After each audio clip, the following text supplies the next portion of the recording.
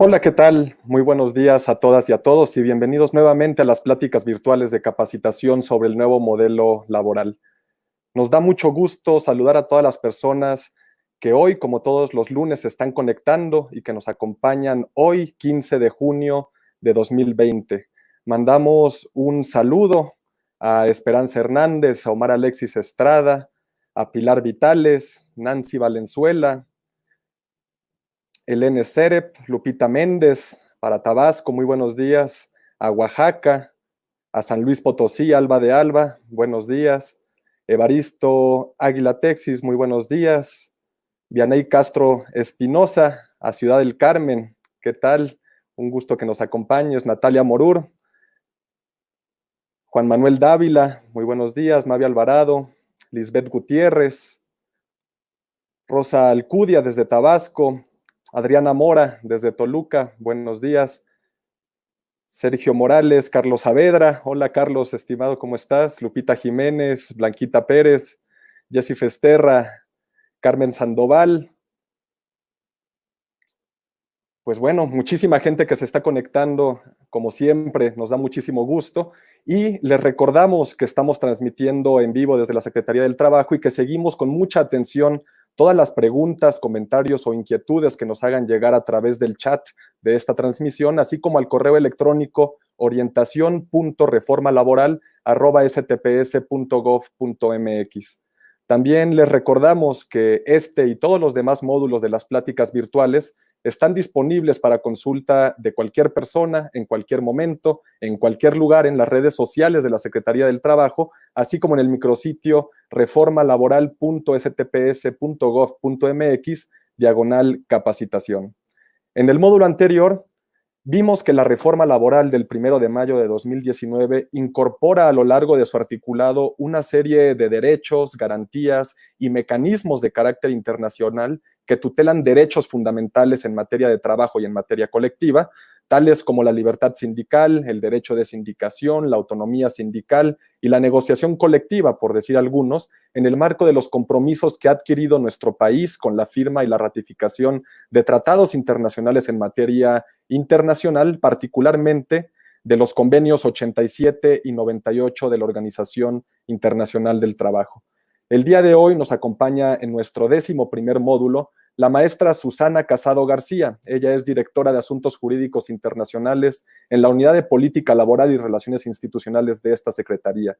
Ella atiende directamente los temas relacionados con las obligaciones y compromisos de México ante la Organización Internacional del Trabajo y hoy nos va a exponer cómo la reforma laboral integra los preceptos contenidos en los convenios 87 y 98 de la OIT en materia de derechos sindicales. Susana, muchísimas gracias por acompañarnos y por presentarnos este importante tema. Muchas gracias, Esteban, y también por la invitación y a todos los que nos acompañan a través de esta transmisión en vivo. Bueno, pues en seguimiento a lo abordado en los temas de capacitación de los módulos previos a esta reforma laboral, sabemos que esto representa un cambio en el modelo de impartición de justicia que devuelve a los trabajadores los derechos de libertad sindical y negociación colectiva. Pero yo creo que no podríamos hablar de la trascendencia de esta reforma y de su impacto sin antes conocer un poco el acontecer previo en otras latitudes. Entonces, si me permites, yo creo que es necesario abordar de manera breve los antecedentes internacionales de algunos de los movimientos para entender lo que representa ahora y lo que dio origen a lo que conocemos como los derechos sindicales. Permítame remontarme al año de 1750, cuando los trabajadores comenzaron a organizarse en Europa, un poco antes del inicio de la Revolución Industrial. En este contexto donde las condiciones laborales pues eran deplorables, ¿no?, para la gran mayoría de los trabajadores. En el marco de esta explotación laboral, contrastaba por un lado la riqueza que generaba la industrialización. Entonces aparecieron algunas asociaciones obreras, antecedentes de los propios sindicatos, pero algunos gobiernos y los empleadores no estaban de acuerdo con este tipo de asociaciones. Entonces, por ejemplo, en Francia, a través de la ley Chapelier de 1791, se imponían sanciones a aquellos que constituyeran asociaciones. También en Reino Unido, las leyes de asociación de 1799 y 1800 prohibían explícitamente a las organizaciones de trabajadores. En Estados Unidos fue hasta 1868 cuando se emitió una ley que establecía la jornada laboral de 8 horas, pero siempre esta se podría extender hasta 14, ¿no? Otro evento muy importante, y yo creo que es el más principal, es la firma del Tratado de Versalles en 1919, donde uno de sus capítulos se centró en las cláusulas laborales. Dentro de estas cláusulas se estableció el derecho de asociación por razones lícitas, tanto para trabajadores como para empleadores. Y es así que en 1919 se constituye la OIT como el organismo multilateral más antiguo, que se caracteriza de todos los organismos del sistema de Naciones Unidas por ser el único tripartito. Es decir, es un organismo integrado por representantes de trabajadores, empleadores y de gobierno.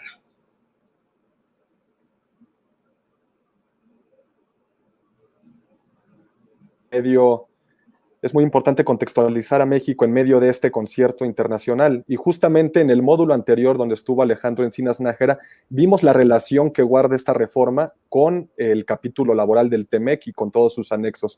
En esta ocasión, para aterrizar el tema que tú estás abordando, nos gustaría que nos platicaras cómo se relaciona nuestra legislación laboral nacional con los compromisos internacionales que México ha asumido en el marco de la Organización Internacional del Trabajo.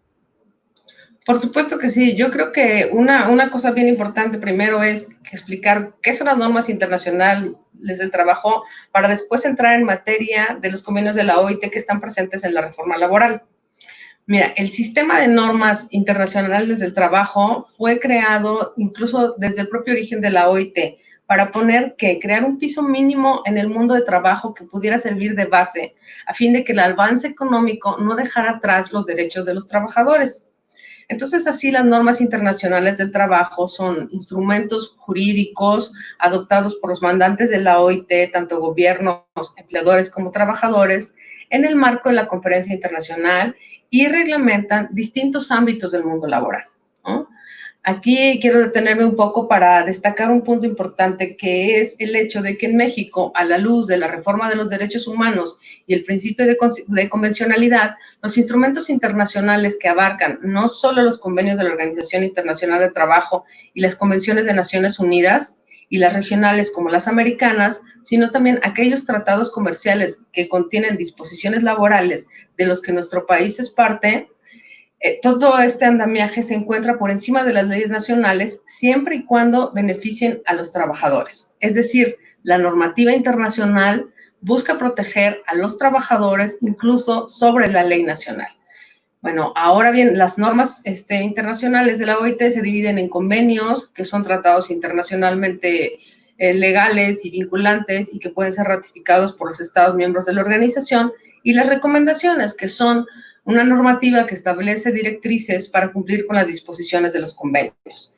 En muchos casos, un convenio establece los principios básicos que deben aplicar los países que los ratifican, mientras que las recomendaciones establecen o pueden complementar a un convenio, proporcionando así directrices más detalladas sobre su aplicación, ¿no? Y aquí te quiero comentar cómo empieza el proceso de elaboración de normas.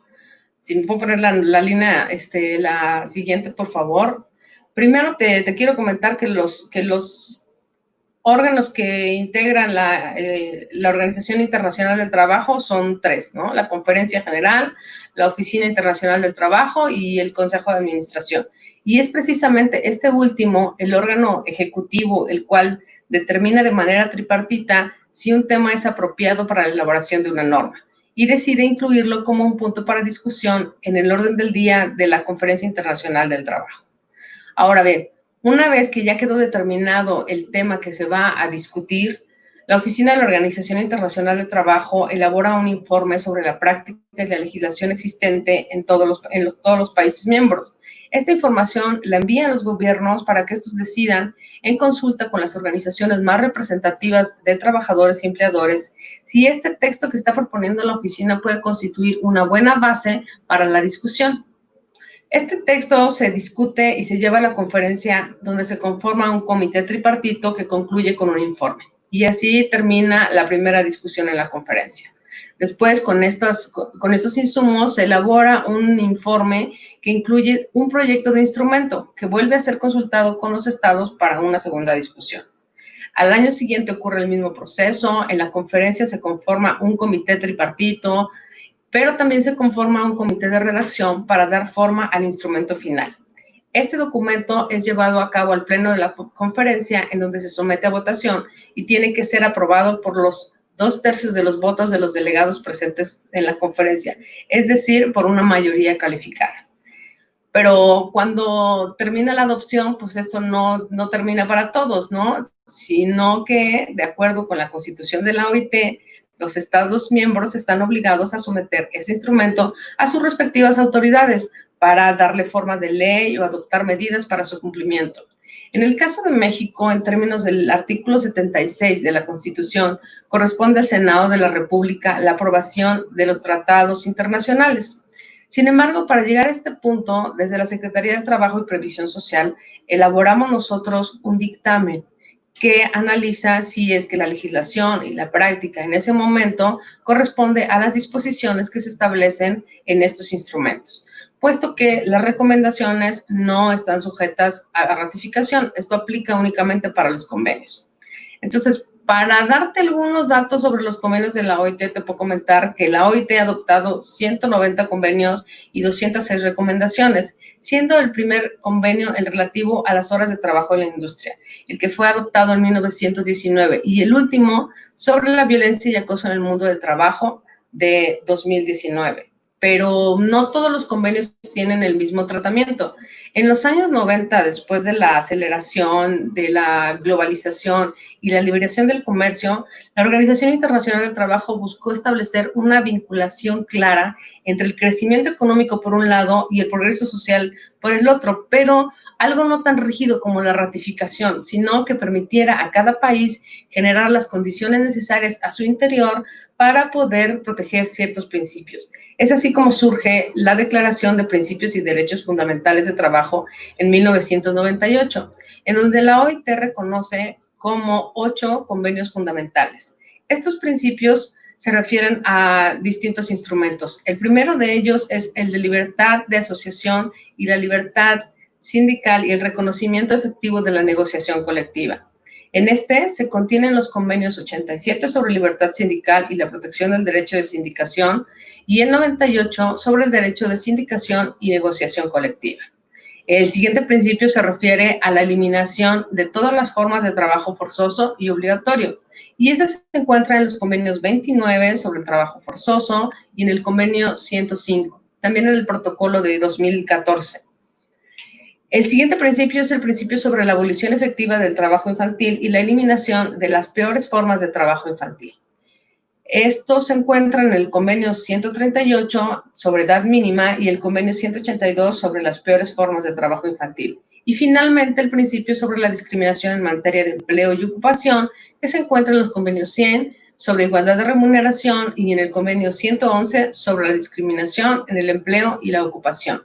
Todos estos convenios cuentan, que son los fundamentales y que México ya los tiene ratificados todos, cuentan aproximadamente con el 91% posible del número de ratificaciones, siendo el convenio más ratificado el convenio 182, que cuenta con 182 ratificaciones de las 187 posibles, que son el número de estados miembros de la OIT. El único estado que falta por ratificar este convenio es Tuvalu. Pero recordemos que la OIT es uno de los organismos que cuenta con mayor número de miembros, ¿no? La ONU, por ejemplo, tiene 193 y aunque en otro contexto, el organismo internacional que cuenta con más países miembros, pues indudablemente la FIFA, ¿no? Que tiene 211. Pero ahora bien, esto no termina con la ratificación de los convenios por parte de los estados, sino más bien comienza, ¿no? La OIT tiene distintos mecanismos de control para asegurarse que los instrumentos sean aplicados de manera efectiva por los países. Y en este sentido te comento que existen 2 tipos de mecanismos principales en la OIT, ¿no? El primero es un mecanismo periódico que se basa en el examen que envían los estados miembros, que se realizan consultas con trabajadores y empleadores sobre la aplicación de la ley y la práctica de los convenios que son analizados por la Comisión de Expertos en Convenios y Recomendaciones. Esto se refiere a una obligación que establece el artículo 22 de la Constitución, y este informe que elabora esta comisión es sometido a la aplicación de normas de la Conferencia Internacional del Trabajo. Pero también existen otro tipo de procedimientos especiales, que son la reclamación contenida en el artículo 24 de la Constitución, que pueden interponer organizaciones nacionales e internacionales de representantes de trabajadores y empleadores contra cualquier Estado miembro, al considerar que ese país no ha adoptado medidas para el cumplimiento de las disposiciones de un convenio.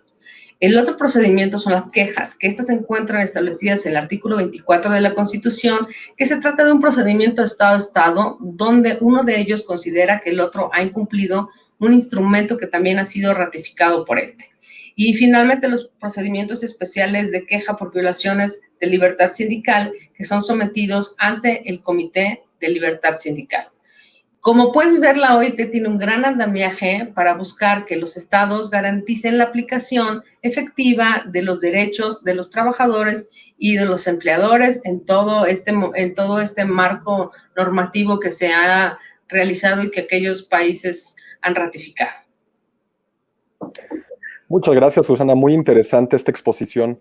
Ahora, ¿nos podrías comentar un poco más cuál ha sido la experiencia que ha tenido nuestro país, México, con los convenios, específicamente 87 y 98? Es decir, ¿podrías darnos antecedentes sobre su ratificación y cómo ha sido la relación entre nuestro país con estos mecanismos de control de la OIT que referiste anteriormente?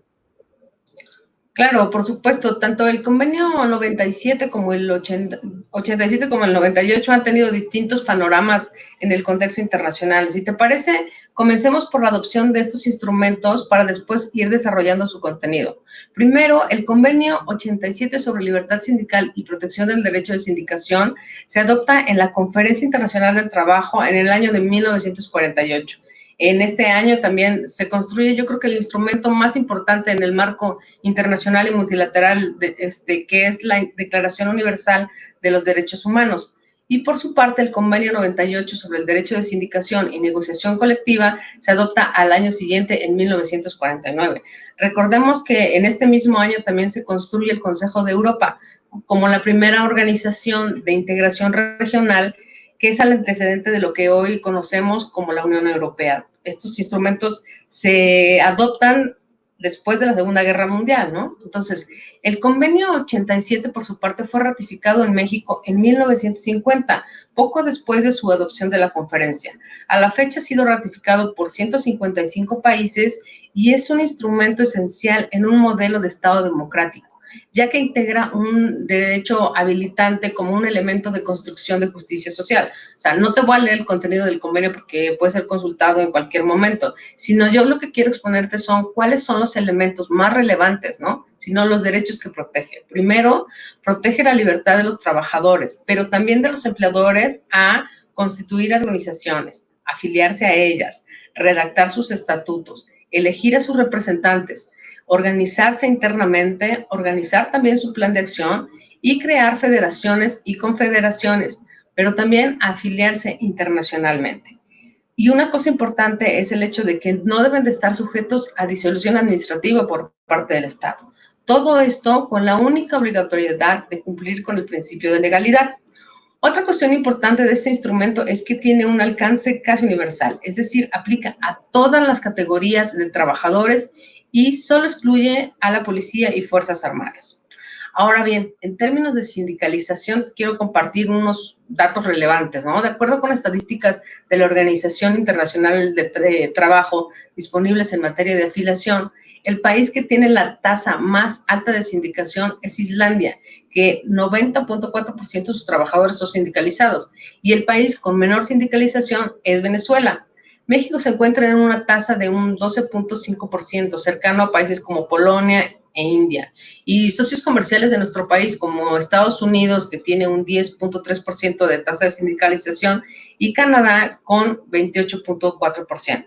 Si bien México ha sido parte de este instrumento desde su adopción, pues ha sido cuestionado en distintas organizaciones por los mecanismos de control que ya te comenté antes, recordemos que la historia de la sindicalización en nuestro país pues tiene distintas aristas. Sabemos que no siempre se han hecho bien las cosas y se ha respetado plenamente el derecho de los trabajadores a constituir sindicatos. Eso lo tenemos perfectamente claro, pero hay una cuestión particular.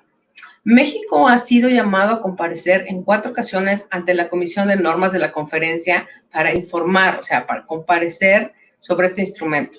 La primera fue en 1955, cuando se cuestionó el monopolio sindical, donde se establecía que en los sindicatos de gobierno únicamente tenían aquellos posibilidad de afiliarse a la federación sindical, ¿no? Es decir, prohibía la coexistencia de 2 o más sindicatos en un mismo organismo sindical. Este es un tema que hasta la fecha continúa pendiente porque no ha sido modificado este artículo de la Ley Federal de Trabajadores a Servicio del Estado.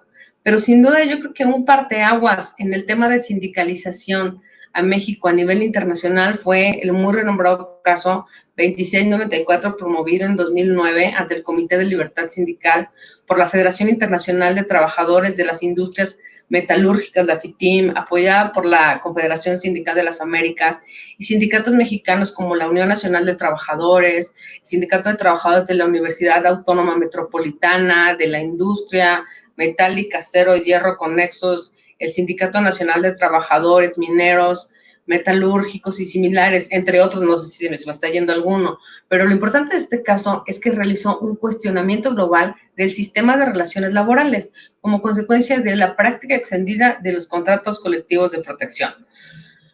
Bueno, este caso levantó las alertas de la OIT y se inició con la solicitud de comentarios al gobierno sobre este tema. Hoy sabemos que este tipo de prácticas alcanza un 80 o un 85% de los contratos existentes, que se suscribían sin el consentimiento de los propios trabajadores. Y en muchas ocasiones, aún cuando no había una empresa ya constituida, pues ya había un sindicato, ¿no? En esta queja también se reiteraba el tema de la modificación a la Ley Federal del Trabajo, las limitaciones de la Ley Federal para el derecho de huelga y la movilización forzosa del personal en casos de huelga de los trabajadores del Estado, lo que conocemos como la requisa, lo cual solo podía justificarse en casos de servicios esenciales, así como el tema de la justicia laboral, la existencia de las juntas de conciliación de carácter tripartito. Derivado de la relevancia de este caso que surgió en la OIT en 2015, 2016 y 2018, México compareció de nueva cuenta ante la Comisión de Aplicación de Normas para que de manera pública expusiera y diera una respuesta a estos cuestionamientos. Esta comisión tiene una particularidad muy importante, ¿no? Porque el gobierno expone primero los hechos que tiene y sus argumentos jurídicos y después comparecen representantes tanto de trabajadores como de empleadores de México, pero también puede comparecer de cualquier de otro estado, ¿no? Es decir, también pueden hacer alegaciones en este comité tanto trabajadores internacionales como empleadores internacionales y los gobiernos, ¿no? Entonces, aquí se cuestionó precisamente el modelo de sindicación y justicia laboral que prevalecía en este momento. También sobre este instrumento y sobre este modelo que teníamos en materia laboral, hemos sido objeto de recomendaciones por parte de la Comisión de Expertos de Aplicación y Recomendaciones desde 1989 y hasta la fecha. Tenemos observaciones particulares sobre la aplicación de este instrumento por parte de nuestro país. Ahora, por otra parte, centrémonos en el convenio 98 sobre el derecho de sindicación y negociación colectiva. O sea, recordemos que para que exista una negociación colectiva deben darse 4 elementos principales, ¿no? La libre, voluntaria, la buena fe y el ánimo de llegar a acuerdos. Así, el convenio 98 previene que las negociaciones colectivas son aquellas que se dan entre empleadores y un grupo de trabajadores con el fin de fijar las condiciones de trabajo y empleo o regular las relaciones entre empleadores y trabajadores. Y también el tema de regular las relaciones entre los propios empleadores. También sienta las bases y los principios para que todos los trabajadores y empleadores ejerzan su derecho a constituir de manera libre asociaciones que promuevan y defiendan sus intereses. Pero también hay otra cuestión importante, que es el hecho de que esta protección debe aplicarse especialmente contra actos que tengan por objeto, 1, sujetar el empleo de un trabajador a la condición de que no se afilie a un sindicato o a la de dejar de serlo. Y 2, despedir a un trabajador o perjudicarlo por causa de su afiliación sindical o de su participación en actividades sindicales. Aquí cabe señalar que este instrumento también establece que los gobiernos deberán adoptar medidas especiales para estimular y fomentar el empleo, el uso y el desarrollo de procesos de negociación voluntaria. Y finalmente, que este instrumento excluye también a los funcionarios públicos del ámbito de su aplicación. México ratificó este instrumento en 2017, pero podemos preguntarnos por qué tardó tanto tiempo en hacerlo. Y bueno, en 1956, después de su adopción, México elaboró un dictamen para poder someter este instrumento a consideración del Senado para su ratificación. Sin embargo, había una cuestión que se observaba, que era una discrepancia entre la legislación laboral y las disposiciones del convenio, que se refería a lo que conocemos como la cláusula de exclusión, que estaba prevista en el segundo párrafo del artículo 395 de la Ley Federal del Trabajo, la cual sujetaba a el trabajador a formar parte de un sindicato para poder entrar a trabajar a una empresa. Entonces, en ese momento, el Senado determinó que este convenio podía ratificarse, pero planteando una reserva sobre el artículo primero, en el apartado B, que precisamente se refiere a este tema. Sin embargo, esta ratificación no fue posible porque la OIT no admite reservas en sus convenios. De ahí no se hicieron más intentos para su ratificación y no fue hasta la reforma de 2017 cuando se derogó esta disposición, lo que permitió llevar a cabo un reexamen para determinar la posibilidad de ratificar este instrumento. Y así fue que llegamos a su ratificación. O sea, también te quiero comentar que, por ejemplo, en el marco de este tema de informes y de cumplimiento de obligaciones cuando se ratifican los convenios, México presentará este año su primera memoria ante la Organización Internacional del Trabajo sobre las disposiciones contenidas en ese instrumento. Y aquí la reforma laboral será clave para su elaboración y todas aquellas cuestiones que se tengan que informar a la Organización Internacional del Trabajo.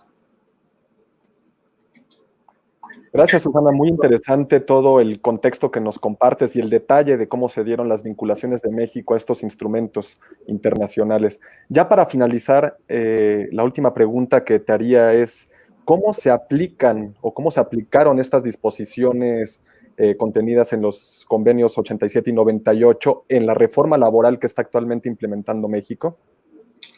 Bueno, yo creo que retomando todo este antecedente de la transición y de ambos instrumentos en torno a la legislación y las prácticas de México en materia de libertad sindical y negociación colectiva, es muy importante, yo creo que comentar lo siguiente, ¿no? Ante las distintas observaciones de los mecanismos de control de la Organización Internacional del Trabajo y al inicio de las negociaciones de lo que hoy se conoce como el Tratado Integral y Progresista de Asociación Transpacífico y previo a la primera parte del proceso de negociación del tratado entre México, Estados Unidos y Canadá, el TEMEC, todo este marco cuestionaba duramente el sistema de relaciones laborales en México, ¿no? Entonces fue así que se inició el proceso que concluyó con la reforma laboral de 2017, mismo que sentó las bases para el cambio profundo en las relaciones sindicales y de justicia laboral en México. Entonces, también la reforma a las leyes secundarias de 2019 que fueron complementando este tema. Es así que los preceptos contenidos en ambos convenios fueron considerados en su totalidad para crear la nueva forma de relaciones laborales en ambos temas. Ahora, en la lámina que te va a pasar a siguiente, puedes ver algunos de los ejemplos de cómo la normativa internacional se inserta claramente en las disposiciones producto de estas reformas. O sea, primero tenemos el hecho de que la libertad sindical se constituye como un pilar fundamental del nuevo modelo laboral, ya que la reforma prevé un mecanismo de verificación de las elecciones de los sindicatos, que va a estar a cargo del Centro Federal de Conciliación y Registro Laboral, que va a ser auxiliado de la Inspección Federal del Trabajo. Así, la implementación de este requisito respetará la autonomía sindical y no constituirá un instrumento para entrometerse en los asuntos internos de los sindicatos, ¿no? De conformidad con el Convenio 87. Este principal cambio constituye una de las cuestiones más relevantes, ¿no? Es una modificación sustancial de las actividades de todos los sindicatos. Toda vez que la elección de los líderes sindicales ya no será a mano alzada, ¿no? Estas prácticas se van a terminar. Asimismo, rescata la negociación colectiva a través de procesos libres, democráticos, y como lo previenen ambos instrumentos, es decir, la garantía que se da a los trabajadores de decidir a través del voto personal, libre, directo y secreto de quiénes son sus dirigentes, y que se consulte a ellos antes de firmar los contratos colectivos, y que también ellos tengan una certeza de que los trabajadores y los empleadores estén debidamente representados. Y esto lo estamos haciendo a través de la legitimación de los contratos colectivos, que es un proceso que cuenta con todas las facilidades para su realización, porque se hace de forma clara, se realiza a través de un portal electrónico, y de ahí se pueden constatar ahí pueden constatar los trabajadores, y solo ellos son los que respaldan el contrato colectivo que tienen celebrado. También hay otra cosa, ¿no? El hecho de que los empleadores ya no podrán condicionar el empleo del trabajador a su afiliación sindical, y no podrán despedirlo tampoco si deja de pertenecer al sindicato con el cual el empleador tiene firmado un contrato colectivo. Otra cuestión relevante es el hecho de que para solicitar la firma de un contrato colectivo y emplazar a huelga, el sindicato deberá de contar con el certificado de representatividad. Esta situación fortalece definitivamente la libre negociación y previene las huelgas de extorsión los sindicatos fantasmas, pero sobre todo brinda legitimidad a los procedimientos de negociación colectiva. Y pues con todos estos cambios en nuestra legislación y las prácticas laborales, se protege el derecho tanto de trabajadores como de empleadores para garantizar que el diálogo social y la negociación colectiva auténtica se constituyan en las vías para elevar las condiciones laborales y salariales de los trabajadores, pero sobre todo y también en consecuencia la productividad de las empresas. Todo ello conforme a los principios y derechos que México se ha comprometido a salvaguardar y que están contenidos en las dos importantes normas internacionales de trabajo a las cuales me he referido en esta presentación. Muchas gracias, Susana, por la claridad y por la profundidad de tu exposición. Nos quedan varias preguntas aquí que nos han hecho llegar el público, así como preguntas que hemos recogido en diversos foros que hemos tenido sobre la reforma laboral. Y tú tocaste un punto muy importante en tu exposición que tiene que ver con el caso 2694, que se presentó hace algunos años y que todavía se encuentra activo. Con esta nueva reforma laboral y con las disposiciones que esta prevé, ¿tú crees posible, vamos, sin ir más allá de la mera especulación, si la reforma laboral pudiera en dado caso dar por atendido y concluido el caso 2694? ¿Nos podrías explicar más a detalle este caso y su relación con la reforma laboral? Claro, por supuesto. Mira, aquí hay una cuestión importante. Este caso 2694 ha sido llevado varias veces a la atención del comité, ¿no? O sea, las principales cuestiones que nos decían era, ustedes tienen un sistema de juntas de conciliación tripartita, ¿no? Esto ya lo tenemos atendido con el tema de la reforma de la justicia laboral. Ustedes tienen contratos de protección, ¿no? Entonces, ahora con la legitimación y toda esta parte de los convenios, pues podemos atender ese tema, ¿no? Hablaban también acerca de otros cuestionamientos relacionados con algunos puntos importantes de huelgas en particular, porque este caso se conforma de temas muy específicos, pero yo estoy segura de que la Organización Internacional del Trabajo se sentirá atendida con la información que nosotros presentemos acerca de toda la reforma laboral, del proceso, de cómo la vamos a implementar, cómo la estamos implementando y de todos aquellos pasos que estamos logrando y que estamos, de todos los trabajos que estamos realizando para que en México existan relaciones laborales y relaciones laborales y también agrupaciones sindicales con pleno respeto de los derechos sindicales, que eso es lo que principalmente busca la organización. Entonces, yo tengo plena confianza que con el Comité de Libertad Sindical se va a sentir atendido con todo lo que enviamos de información este año, que esperamos enviar acerca de todos los avances de la reforma laboral. Tengo buena fe sobre eso. Esperemos que así sea, Susana. Otra pregunta que está directamente relacionada con esto. Comentaste que este año se presenta la primera memoria sobre la aplicación del convenio 98 de la OIT, ¿Nos pudieras explicar un poco cómo funciona la integración de estas memorias, cómo presenta México estas memorias y cómo las atiende o cómo las examina la Organización Internacional del Trabajo? Claro, precisamente cuando un gobierno se ratifica el instrumento, lo ratificas tú al interno de tu país, ¿no? Pero después tienes que hacer una ratificación oficial ante el depósito del instrumento ante la Organización Internacional del Trabajo, donde el director general es el que recibe el instrumento para resguardo. Entonces, nosotros lo hicimos. La ratificación en México fue en 2017, se presentó en 2018, por lo que después, 2 años corresponde en este año presentar la primer memoria del Gobierno de México. Esta memoria se realiza aquí al interior de la Secretaría del Trabajo y Previsión Social y lo que hacemos es lo siguiente, ¿no? Nosotros hacemos consultas tanto a aquellas autoridades que están encargadas de la implementación del convenio, a los sindicatos y a los trabajadores más, a las organizaciones sindicales y a las organizaciones de trabajadores más representativas y les consultamos cómo ellos ven y cómo piensan que México ha cumplido o no, o sea, incluso o que no ha cumplido con las disposiciones del convenio.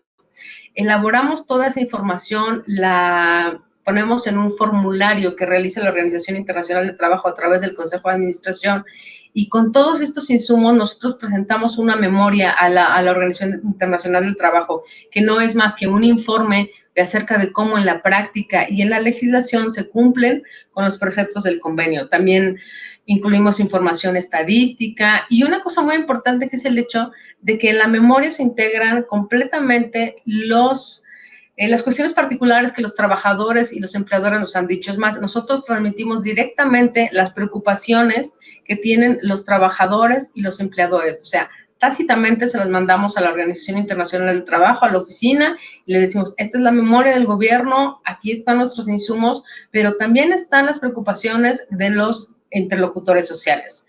Lo que hace la Organización Internacional del Trabajo, la oficina, en ese momento es que esa información la traslada a la Comisión de Aplicación a la Comisión de Expertos en Aplicación de Convenios y Recomendaciones, que es un grupo de especialistas internacionales que son autónomos, que analizan todas las memorias de todos los países. Y ellos se reúnen en noviembre, diciembre de cada año y elaboran un informe en donde dicen, ellos hacen como un examen de cada uno de los países. Dicen, aquí sí estás cumpliendo, aquí tienes un área de oportunidad, aquí puedes solicitar cooperación técnica. Este informe que ellos realizan lo presentan a la Comisión de Aplicación de Normas de la conferencia al año siguiente. Y es ahí en donde la Comisión de Aplicación de Normas decide si algún país de particular relevancia puede llamarlo a comparecer a este comité para que dé mayor información, o inclusive también la propia comisión de expertos nos puede hacer solicitudes directas para que ampliemos información, o nos puede pedir una memoria extraordinaria porque piensa que hay un tema particular que podríamos nosotros ampliar más sobre algunas cuestiones que ellos consideran de preocupancia o de relevancia sobre estos temas, pero es parte del mecanismo de control de la OIT. Gracias, Susana. Otra pregunta que está relacionada con la OIT en este contexto de pandemia. Entendemos que la Conferencia Internacional del Trabajo de este año se iba a celebrar pues, en el mes de junio. ¿Qué ha pasado en el marco de esta contingencia, de esta pandemia mundial? ¿Y qué medidas se van a tomar para que la Organización Internacional del Trabajo siga desahogando sus asuntos de manera efectiva? Aquí, en términos de la pandemia, ha habido varias situaciones muy particulares, ¿no? La pandemia no ha permitido que se celebren, primero, la reunión del Consejo de Administración que estaba prevista para marzo y abril, ¿no? Tampoco ha permitido que se celebre la reunión también del Consejo de Administración de junio, ni la conferencia de junio.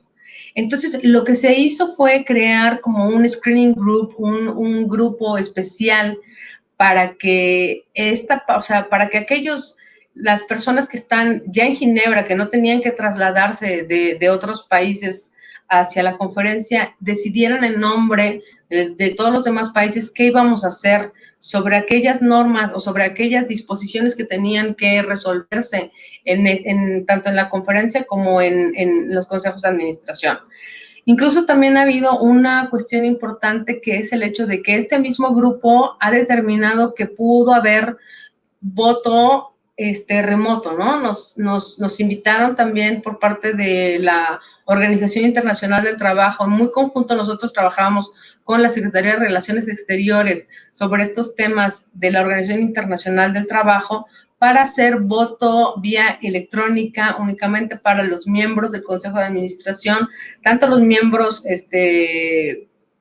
titulares como los miembros adjuntos. México ahorita es miembro adjunto del del Consejo de Administración.